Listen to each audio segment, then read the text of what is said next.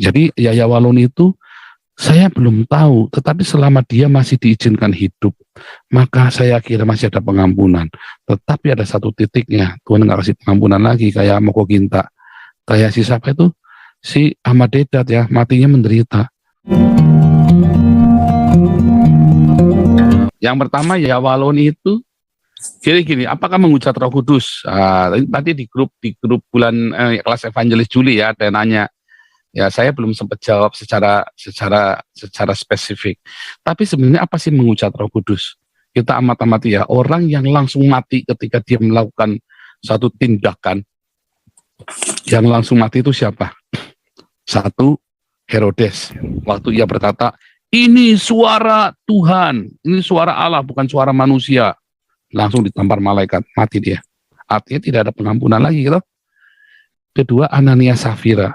Begitu Petrus nanya, ini semuanya? Ya semuanya, mati dia. Dua-duanya, ya kan?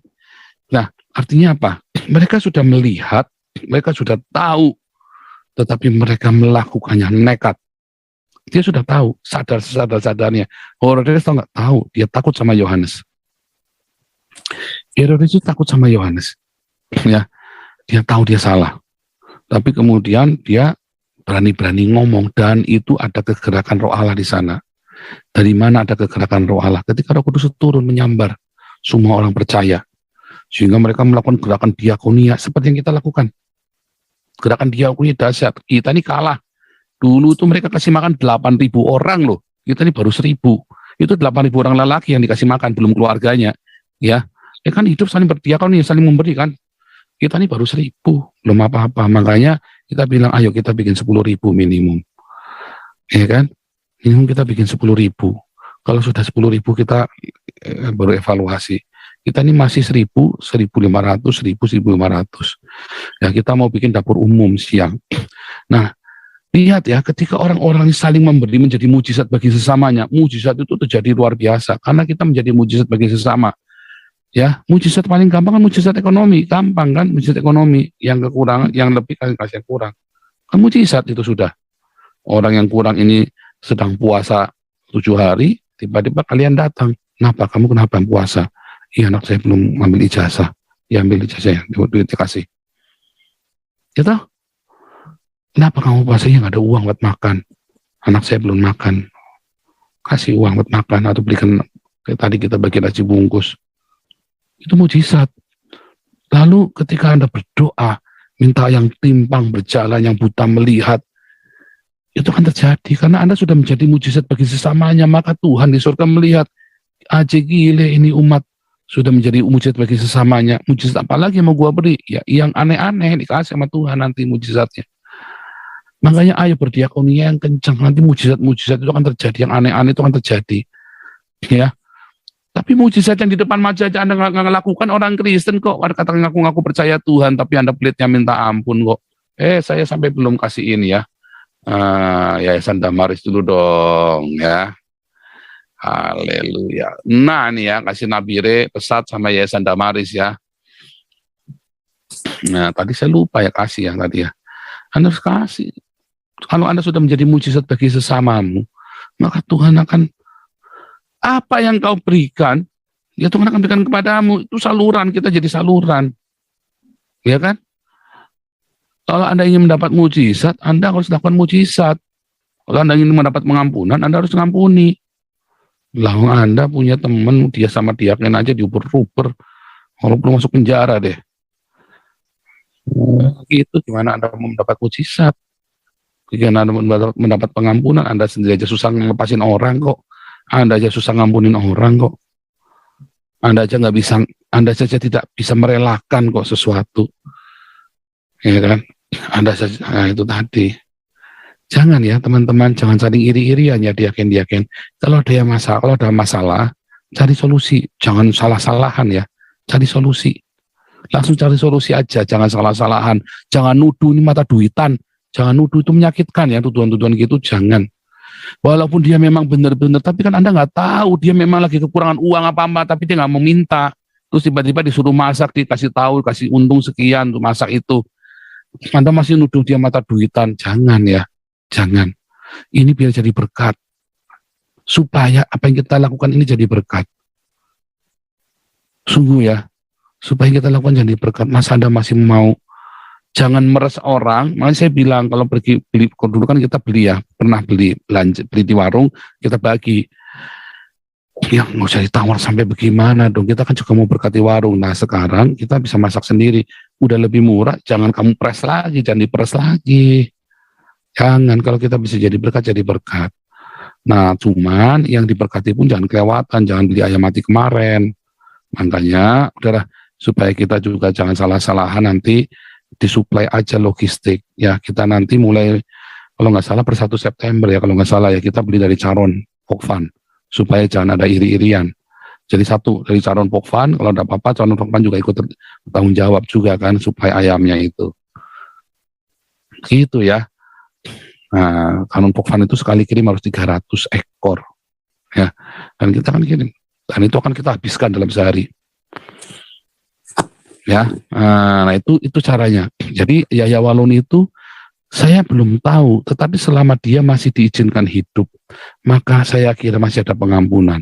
Tetapi ada satu titiknya, Tuhan nggak kasih pengampunan lagi, kayak Moko Ginta. Kayak si siapa itu? Si Ahmad Dedat ya, matinya menderita. Matinya menderita. 9 tahun disuruh melihat hasilnya dia, yang dia kerjakan. Jadi mujizat Roh Kudus itu adalah ketika kita sudah terjun di dalamnya, kita melihat mujizat, kita ada di dalam mujizat itu, tapi kemudian kita masih mau menyangkal itu.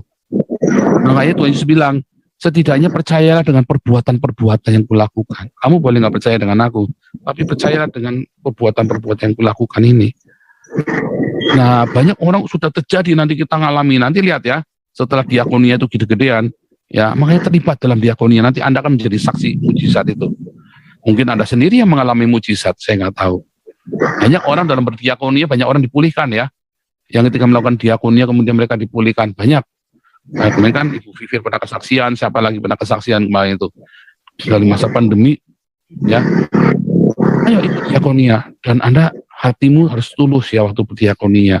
Tidak salah Anda mengambil sedikit kalau memang Anda tidak ada pencaharian lain. Tidak salah mengambil keuntungan dari situ.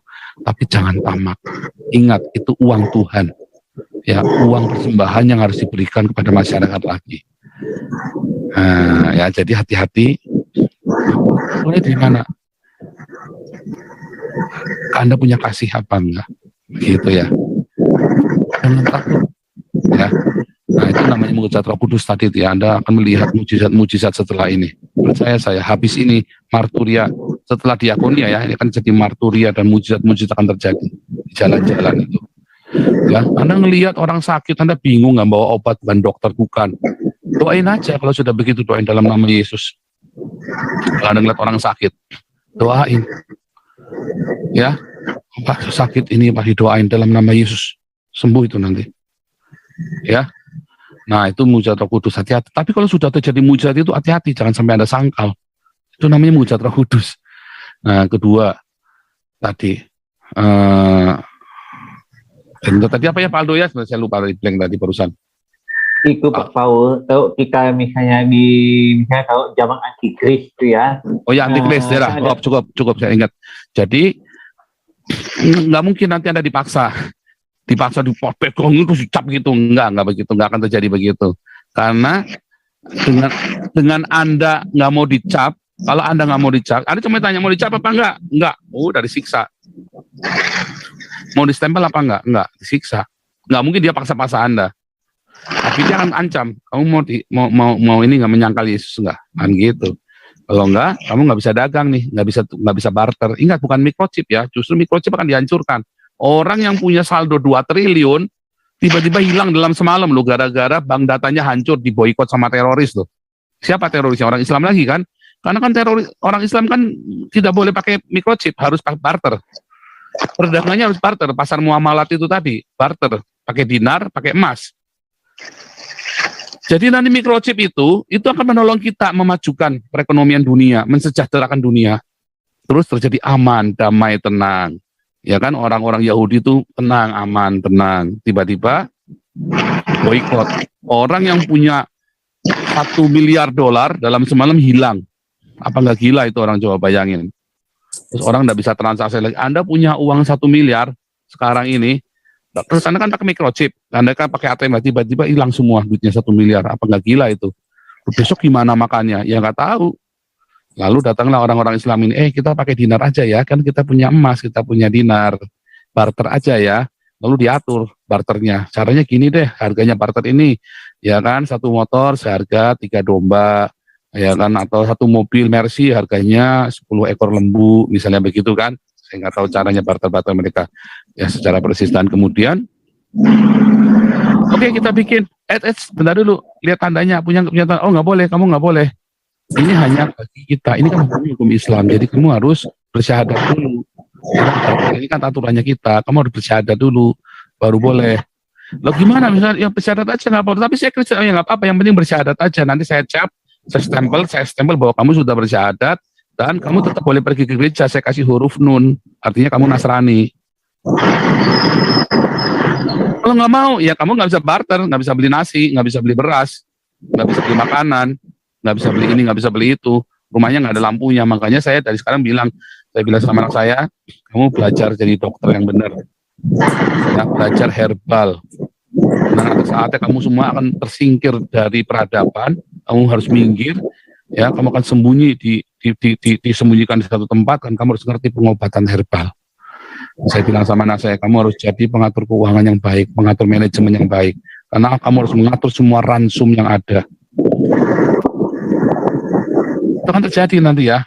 Nah, kita siapkan, dan kamu harus survive. Di waktu survive itu kamu harus bertahan, dan karena itu ada zaman kita dan zaman anak-anak kita. 20 tahun dari tahun 1948, sesungguhnya saat pohon ara bertunas dan pohon-pohon lain juga, generasi ini tidak berlalu, sama seperti zaman Nuh 120 tahun kemudian kan, firman Israel berdiri 1948 tambah 120 tahun.